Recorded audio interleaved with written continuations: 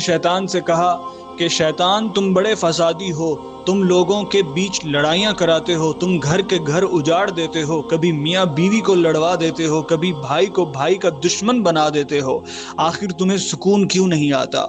شیطان مسکرا کر کہنے لگا، حضرت آپ نے مجھے مفت میں بدنام کر رکھا ہے، میں آخر کرتا ہی کیا ہوں؟ میں تو بس ذرا سا اشارہ کرتا ہوں، اصل میں انسان خود ہی سب کچھ کر لیتا ہے۔ بزرگ نے کہا، اچھا تو تم کہتے ہو کہ تم کچھ نہیں کرتے، تو ذرا ہمیں دکھاؤ کہ تم کیا کرتے ہو۔ شیطان بولا، ٹھیک ہے حضرت، آئیے میں آپ کو ایک نمونہ دکھاتا ہوں۔